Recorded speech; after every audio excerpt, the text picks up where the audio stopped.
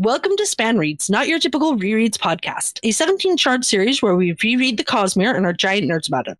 Today, we will be talking about magic and the Cosmere connections. Joining me is Ian. Hey, I'm your writer. Joshua. Hi, I'm Jofwu. David. Hello, I'm Windrunner. And I am firstRainbowRose or Mish. Jofwu? Not Jofwa? It's different every time. We just got to keep people on their toes. This episode will have spoilers for all of the Cosmere, up through and including the Sunlit Man.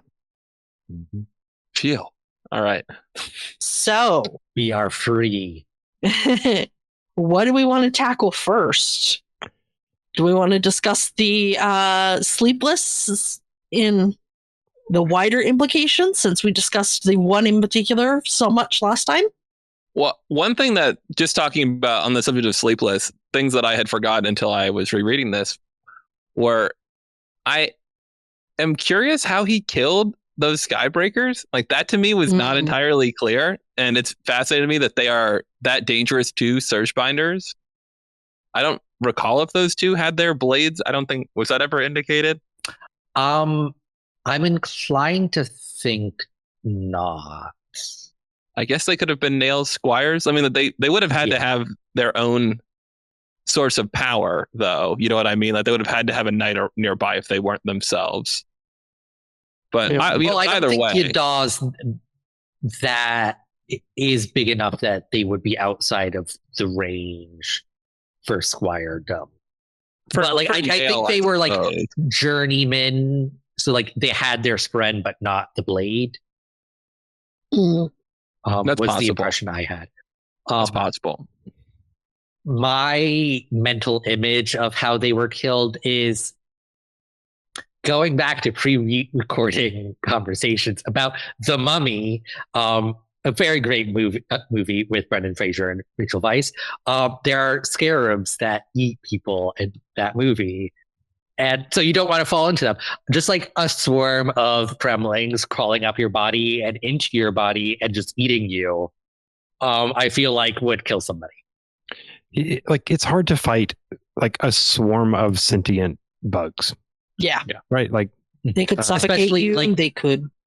Yeah. Because like if they had division, they would have an easier time, but that gets locked for Skybreakers above higher ideals than these people are. So like, yeah, they have no way of fighting back, really. is it in the prelude that we see like burns and there's like dead cremlings everywhere? Mm-hmm. I think that's So, in one of the versions of that. Yeah. You get enough fire in there, you can kill some Sleepless, I guess. But Yeah, it's like Kalak specifically like remarks on that. And so like this is an explanation of like, oh yeah, like it was a Sleepless, presumably. I think that they show up in Oathbringer. That's when you see the piles of the Sleepless corpses, and Kalak just remarks upon the shattered locations where Dustbringers had fought. But we're in the full book. Feel free to check in. The prelude's short enough. I don't feel bad. It's not. It's not in there. I'm pretty sure. I did notice though that the bodies were covered in some kind of like silky substance though, which I had not recalled. So I'm curious like what they were, if they were like producing something, or if they were just webbing them up once they were done. There is a blob about like the Sleepless that like the first Sleepless that arrived was much more spider-like. Like before they had like developed the ability to like imitate humans. The first swarm. Yeah, no thank you. Just imagining a swarm of spiders or spider-like beings. I'm an arachnophobe, and that just does not sound pleasant at all. What about Kremlings though? They're all Kremlings now. True. That's more. There's that's spiders on the dozens of inside. ways. There's spiders where it counts. They can change. I do like the wider context we have of Arclo from Dawnshard, where we kind of learn that he is a little bit more of, it seems like he's kind of outside the regular hierarchy of the Sleepless, and as someone who just seems like a little bit of a Sleepless troll almost, where they think he might be the reason that the ship survives, that shows up in the start of Dawnshard, that kind of incites those events, that you consider him possibly responsible for that. And it kind of makes sense with him just hanging out in the city not paying attention to the same folks that the other Sleepless, Kaladin, and company seem to be most interested in. Yeah. What's the verdict, Ian? Oh, I think you're right. Nothing jumped out at me. For those of you that don't know anything about Sleepless, they're just a really freaky Cosmere race, and they're basically like a distributed consciousness. They're like a hive mind of bugs, and apparently they used to be able to search mind. That's in the blurbs on the back of the book. Oh, Depending how you read it. But I think depending on how you read it, there's an implication. Yeah, it's interesting that the Sleepless are watching these like main characters. I don't know. There's still so much mystery with them, and I'm dying to know. Do they have some access to fortune to know who to watch, or are they just watching everyone everywhere? And it's like, yeah, these are the ones actually doing interesting things, so we're going to keep paying attention to them. They do. I mean, I'm trying to think. Shallan is maybe like the one that you can. It depends. Like, well, how are they watching them? Are they watching Kaladin when he is in the war camps? When he is a slave potentially? Are they watching Shallan as far back as the estates in Vedenar, or is it like did they start watching once they, when Shallan shows up on the Shattered Plains? Mm-hmm. I don't know the timeline. I don't think they can be watching everybody because he specifically remarks that the others are ignoring Lift, and he's like, True. I think that's an oversight that we're not keeping a better eye on you. But they're aware of Lift somehow. Yeah, choosing to ignore her. They have to be watching Shallan before the Shattered Plains because the blurb on the back of the first book talks about her being a thief. So they have to be watching her at least at the point of her interacting with Yasna. You can call her a thief after that fact, though, can't you? Like if you're watching her in Words of Radiance, you're like, oh yeah, she's a thief. Yeah, it's like we don't know like when that information about her. Yeah, we we just don't know when they're like. It's True. It definitely could be though. I suspect that they are watching them for quite a while. I don't think it's just you can be watching someone like Dalinar because that just makes sense. But do you think they're using connection to know who to watch? Connection, fortune, maybe they might be looking on the lookout for people for just forming spren bonds. Do they are they rock potentially where they can just see spren at all times? Have they developed special hordlings that can see spren at all times? Could be, yeah. Maybe they're hanging out in Cultivation Shard Pool periodically and just kind of checking in to see if there's anybody important. Lots of mystery with the Sleepless. Yes. Another important Cosmere connection, Nightblood. We get to see a little bit more in this book. Yes. And we do get to see a little bit of Nightblood's test of whether people are pure of heart. Where if people are pure of heart, they get nauseous in the presence of Nightblood, and Lift does get weirdly nauseous when Seth draws Nightblood, which is one reason why I think Seth does let her go, regardless of what he knows Nail would want. Because he knows, she's not bad. She's probably trying to do something good. Yeah. Yeah, it's interesting that aspect of it is still carried through, that it is kind of viewed like a test, even though Vasher isn't involved anymore. It's interesting that Seth knows of that aspect, because that wouldn't be something that I would imagine that Nightblood would be aware of. That people get sick in its presence. They might know. I'm not sure. Does Seth ever feel nauseous from Nightblood? Did that ever happen? I don't think so. I don't remember. I mean, it could have happened off screen, but But he definitely doesn't have the drive to use Nightblood to murder everyone, which is true as well. Other response. Yeah. Seth chooses some third thing where he's just I've killed plenty of people. I am above the lore of he's pure of heart enough to not be tempted, but not so pure of heart that he is sick. I enjoyed that Lift never really got the hang of her powers in this book. I kind of thought that was at some point going to happen, where she is trying to kind of apply the frictionless over her entire form, so she can just really get going. And she's still like, even at the end when it's like time for the triumphant moment, she's like, can't get it. Yeah, like she has like what was supposed to be the triumphant moment, and like no, it takes more effort than that. Like it's not like, oh, the time is right for her to do it. It's like, well, no, like she does actually need to practice at this. Like she's not gonna immediately get it like that. Yeah, it's a skill, not a magical ability. Yeah, because like I was reading it and I'm like, and I got to that point. It's like, oh, this is where she's gonna figure out how to do it. I'm like, oh wait, no, that straight up doesn't happen. I mean, she's struggling still with it by book 4. Yeah. Yeah. Too. I know. I was thinking, I'm like, did Brandon's like, I'm going to put her right at this age so she can have like an awkward growth spurt right afterwards. So she's just not going to get the hang of these powers until book 6, like we're just going to keep her in a way where she just can't really do too much for like 5 or 6 years, maybe more. Yeah. I think I like it, especially after Kaladin and Shallan like take so well to their power. Like it's just so natural to them.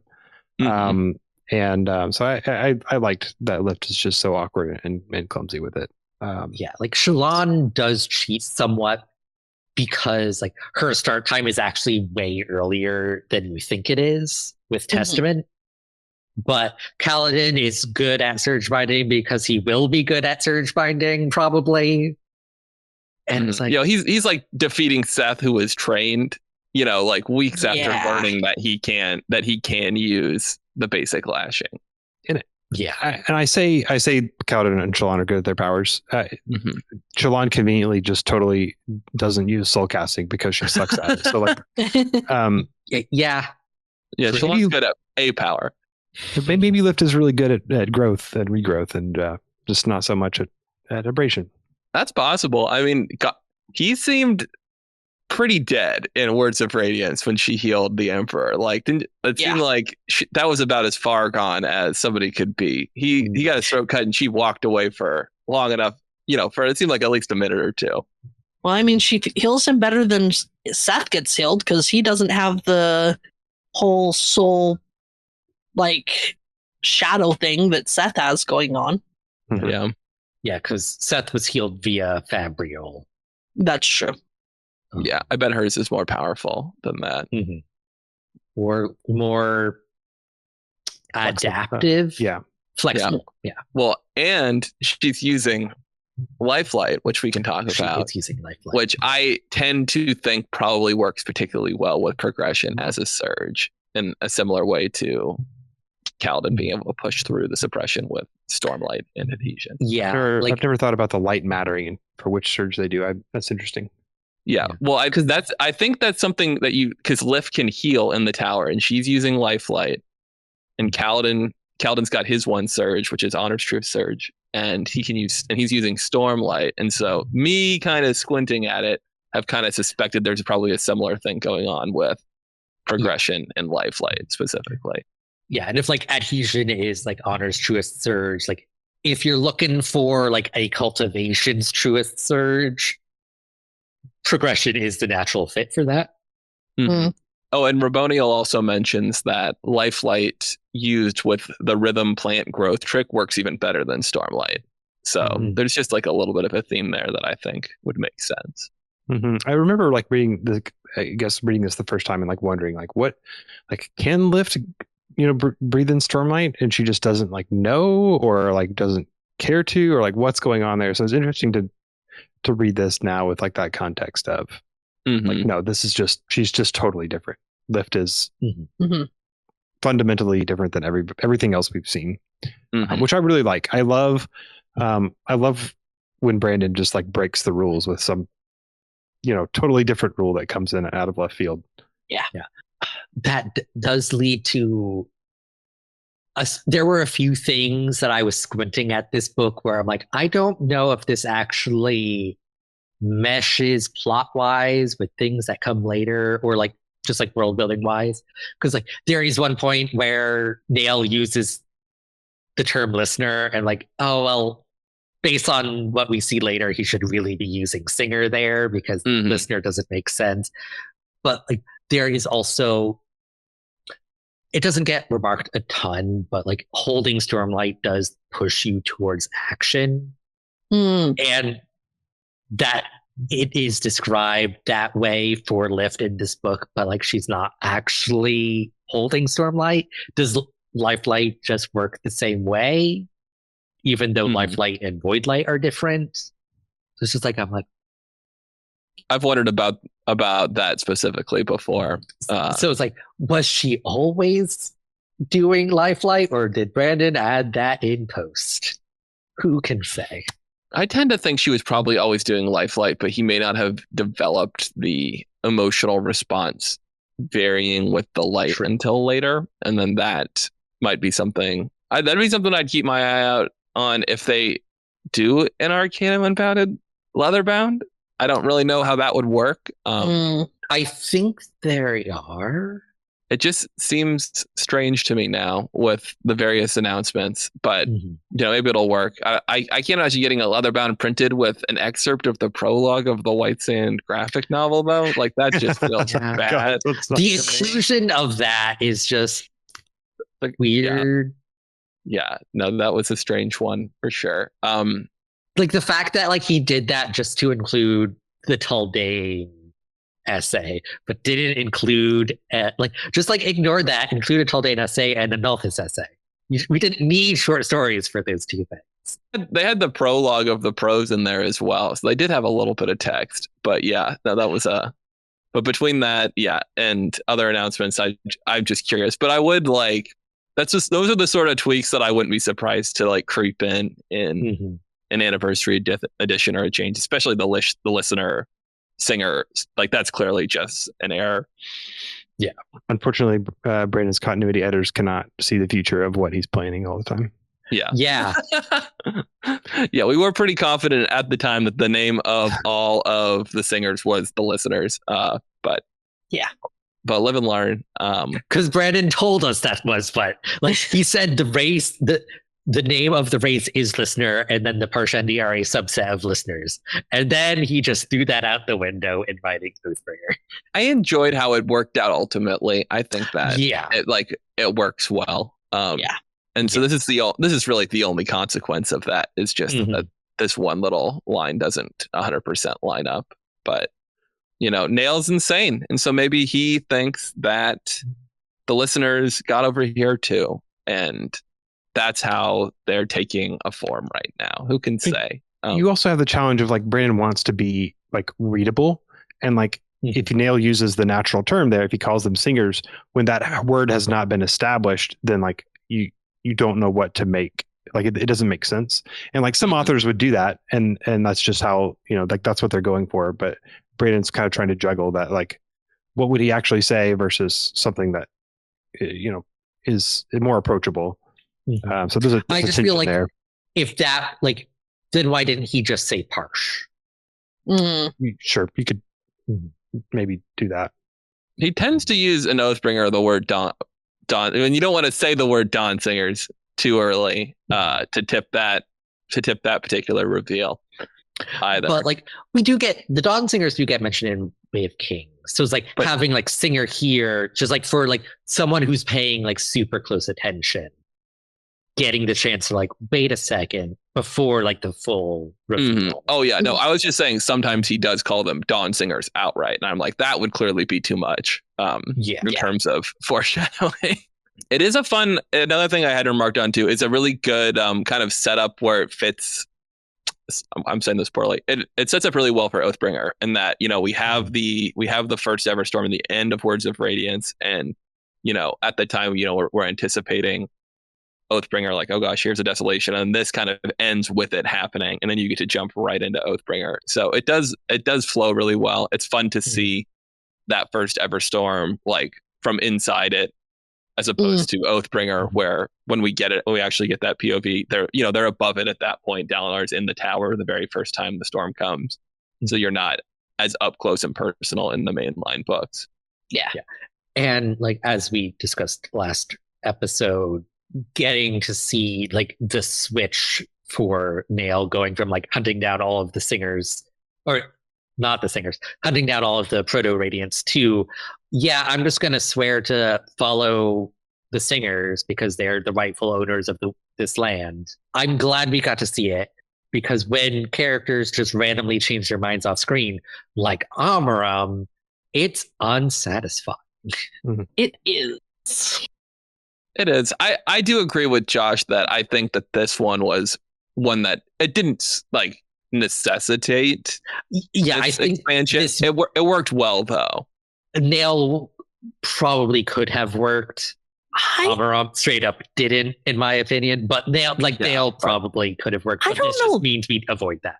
Thinking about it, Nell, all we ever see of him before this is the scary killer. So randomly going from the scary killer to this semi-sympathetic character, I think would have required more writing than this book, than Oathbringer could allow for, to make it so that the audience wasn't like, whoa, whiplash here, what just happened? Because you were scary killer that... Like, it is a good point about, like, we generally only see him as the scary killer because we're seeing him from the perspective of, like, his victims or potential victims. Yeah. But, like, in Oathbringer, where we primarily see him through Seth's chapters, which I feel like is a different enough perspective that, like, we could have dug into Nail as a character to, like, get that payoff. But this just means, like, we're starting from a better position for those chapters. They don't have to do as much work. Mm-hmm. I do think that overall, though, this book it touches on a lot of stuff that will be relevant and sets up a lot of stuff that will be relevant in a way that I think is pretty successful. Like, Dawnshard does act, we'll see future stuff, but it does act almost as like a self-contained side quest that you really just don't need to know anything about at all. And you don't necessarily need to know anything about this either, but, it's setting up, like, the Stump is a character that will be back, and her friend will be relevant for figuring out what's going on with Renarin, and that will come through. We're setting up the Nail stuff. We're getting Sleepless stuff for future books.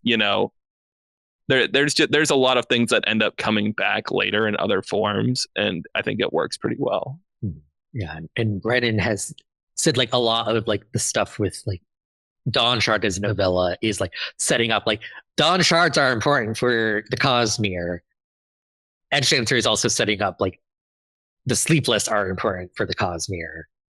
Do we want to discuss the magic of the Skybreakers, or we haven't really touched on them very much? We can talk about the Skybreakers a little bit. The Skybreakers aren't up to too much in this book, as they only use the surge that we see all the time. I mean, it is good that to, like, have a little more of them for sure, because it's not often we get Skybreakers that are even, like, sort of characters sometimes, but this and Oathbringer are kind of, like, the most important parts. Yeah, like, I don't know too much of what we get about Skybreakers in this book.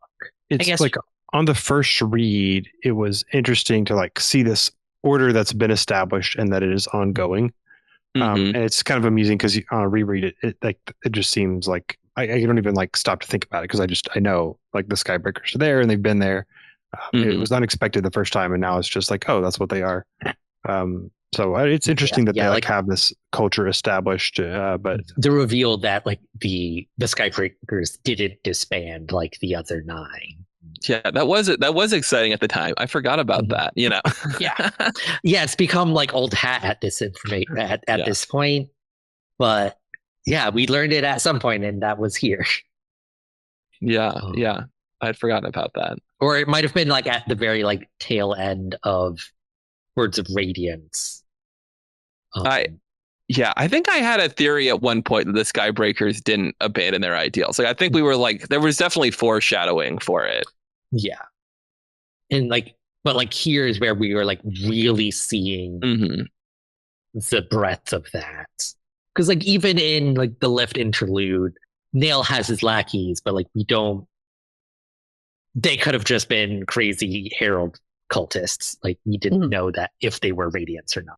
Yeah, we have Shalash wandering around with some random nobodies. They didn't have to be anybody. Another thing we did learn in this book is, like, getting a little bit more details on the Everstorm, which is that it's slower, but it's less powerful. Because like, at the end of Words of Radiance, definitely alarm bells were going off of like, oh, now there's like 2 high storms going around. That's bad.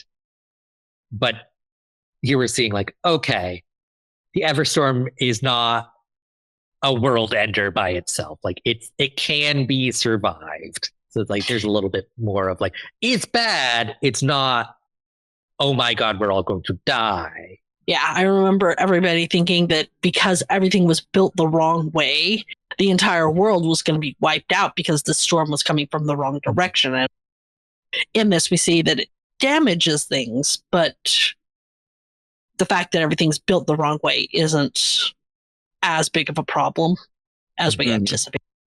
Yeah. There's still some early mentions of the Everstorm having a storm wall. Like I think one of the death rattles refers to it, and I think like the very first time that it's spinning up in the end of Words of Radiance, Download's like, is that a storm wall forming? And I was always surprised that it didn't end up having like a little more of a pronounced storm wall. But I think that it's more fun as the more varied thing that it is from the high storm. You know, it can have embers raining down or lightning or rain or whatever Brandon really wants for that moment. So I think he's got a little more flexibility. Whatever is narratively satisfying in the moment, it can do. Mm-hmm. The atmosphere when the Everstorm like strikes is in this book is really cool. I think she sees the singers off like in the distance, kind of running, and I don't know, just the red, all the colors. It's a really cool setting. You know, that really contrasts the high storm. So I like that. Mm-hmm. Yeah. Oh, I forgot to mention earlier, but I did like that Lift is annoyed they put the singers out in the storm. Like it is just another nice little moment where she is, you know, her sympathies still lie with those that people aren't thinking about. Yeah, it's the Edgedancer thing to think. Mm-hmm. Yeah, they're such a great order. They're probably like basically tied with the Windrunners in my mind. I feel like the Edgedancers are the best people because like they're also the ones like during like the whole Gem archive. Like there are no records from Edgedancers because they're busy like evacuating the city, which is the important thing to be doing. Yeah, not just leaving ponderous, sorrowful notes about their worthiness.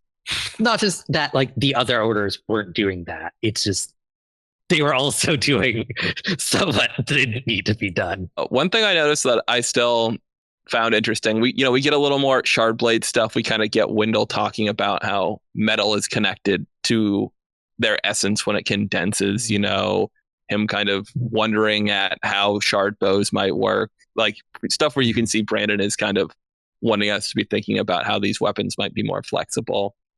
I did find it interesting that, you know, this is probably like a little mechanics like corner, but she never really seems to say the words out loud before she summons her Shardblade. Like it seems like she really does end up saying them fully internally, which I'm not sure we generally see with other, like, I'm not sure if that's like another odd lift, like a lift thing where she's, you know, just a little different. But aside from first ideal weirdness, where it's unclear if you have to swear that at all or not, like usually people actually say something, right?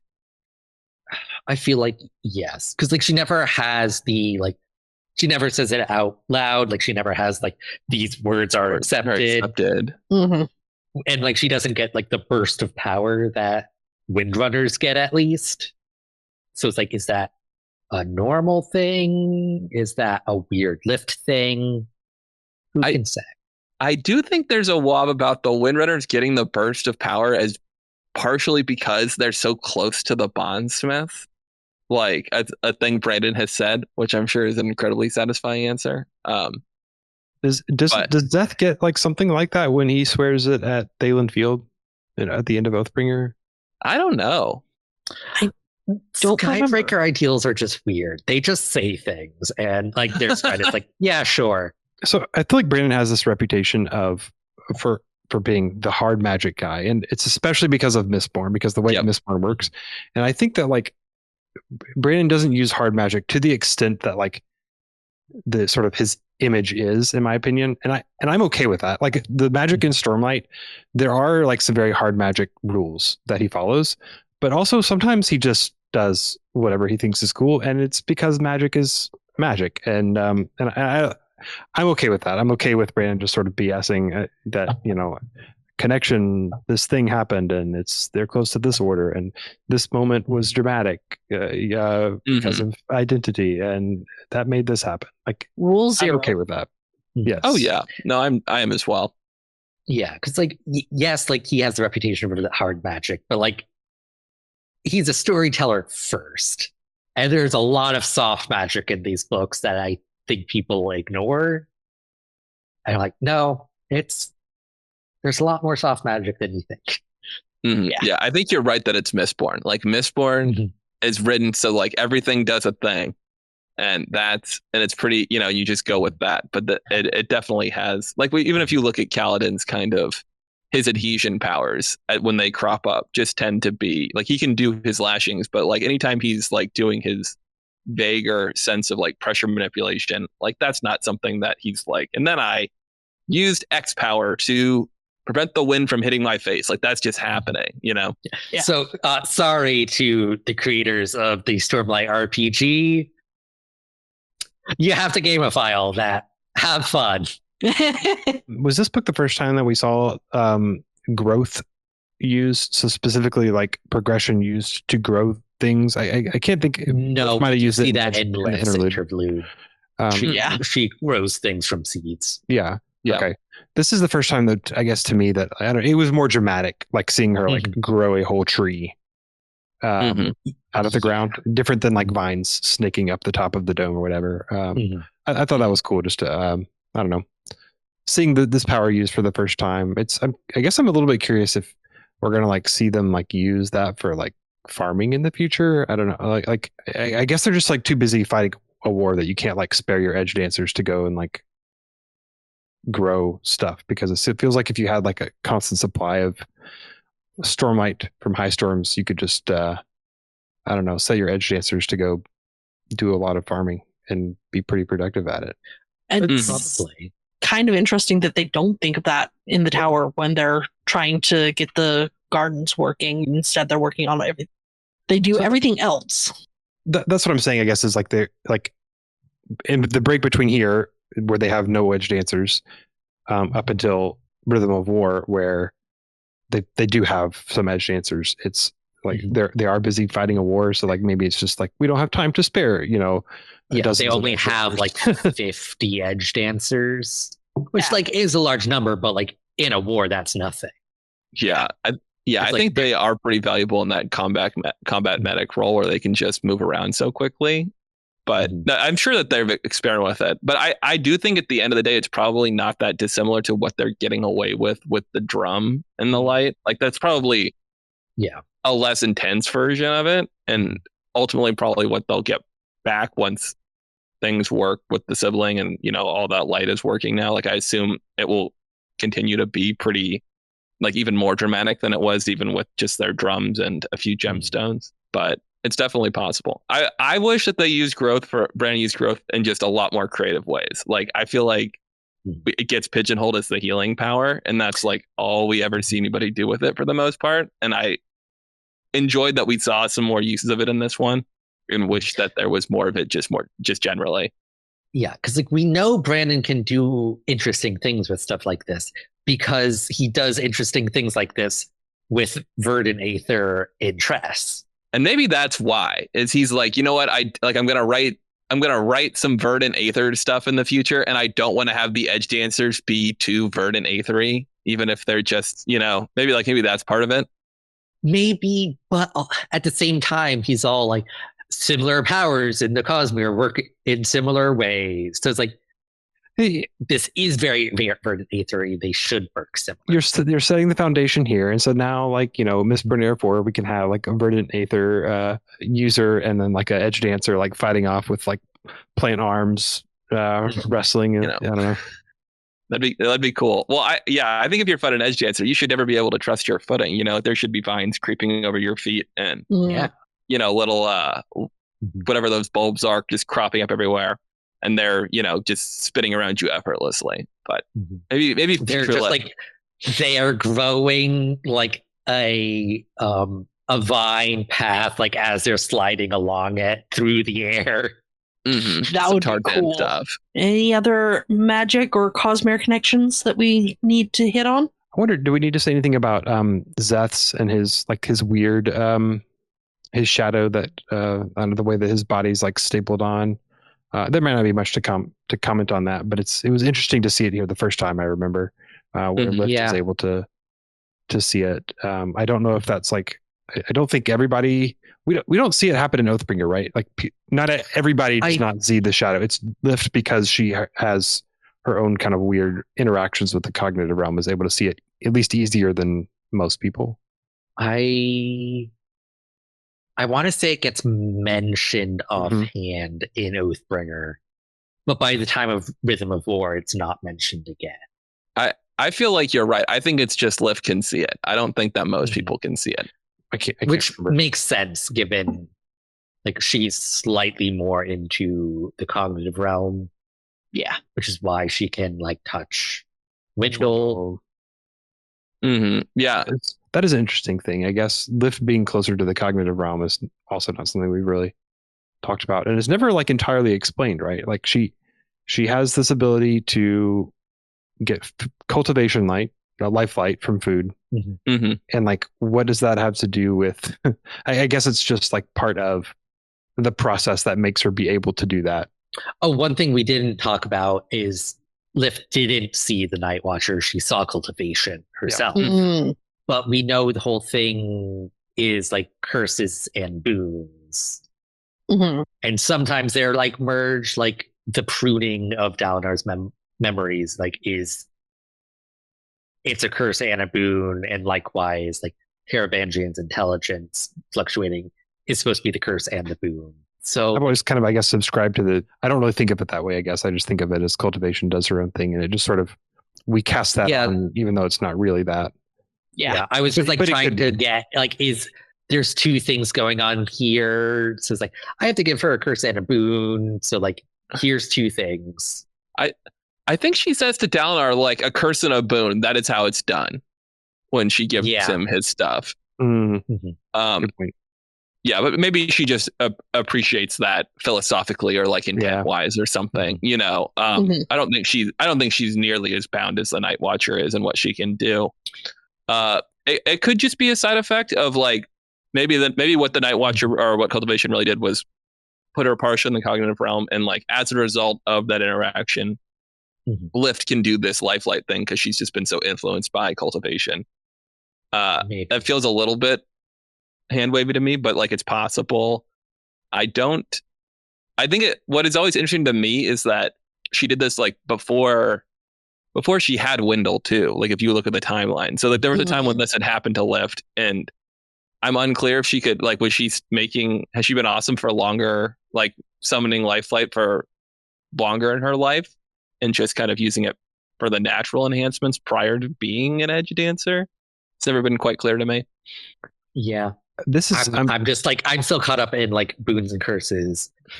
So like, yeah, maybe the boon is like she got shunted partially into the cognitive realm, like to enable this mechanism to like generate lifelight.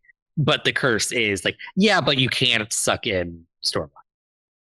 It's just kind of, this is not even necessarily a magic thing, maybe, but I'm just kind of stuck on the amusing, I guess, juxtaposition that like Lift doesn't want to change and doesn't want to like grow, but she's like the Edgedancer that's like stuck with these powers of growth. Growth, yeah. And the fact that she went to cultivation and like had this, with their request of like, oh, make me not change, and like got like, I don't know, this like changed in a really fundamental way from doing that. Yeah, it was a series of strange requests to Cultivation there to go to a god of change and be like, make me not change. The reveal that it was Cultivation responsible for Lift like was a little unsatisfying for me, because then it's like, oh yeah, the three people we see that go to the Night Watcher didn't actually deal with the Night Watcher. It was, which is like, but also there had been wobs that I found amusing from Brandon, that the reason why Lift is so weird is that like she went to the Night Watcher, asked her not to change into the Night Watcher, and was like, I have no idea what to do with that, and just did something weird. So the fact that like it was just cultivation, I'm like, oh, that's not as funny. I hope we get like a Night Watcher bondsmith, and like the Night Watcher's just around all the time in the future, and like constantly coming to get requests from. That would be funny. That would be cool, and it's just a lot, just way more requests because she's not in the valley anymore. She's like in Ethereal, and she's like, "Gosh, this was so much better when I."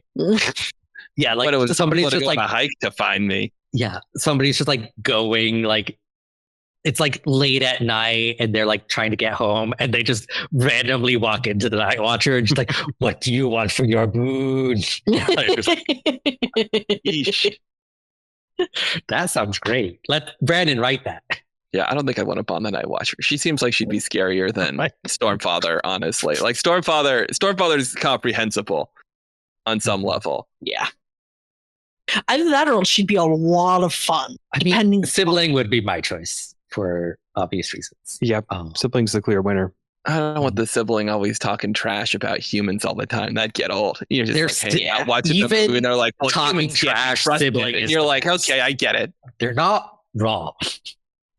It's the thing. I can bond with them about, yes, people do suck. There you go. Awesome. Well, that seems to be everything. So thank you for watching. You can find us at 17shard.com for all the news, discussion, theories, and fun that you could ever want. You can find us on Facebook, Twitter, SoundCloud. You can leave us a review on iTunes. You can subscribe on YouTube, and you can support us on Patreon. See you next time. Bye. Bye. I'm going to go get some pancakes.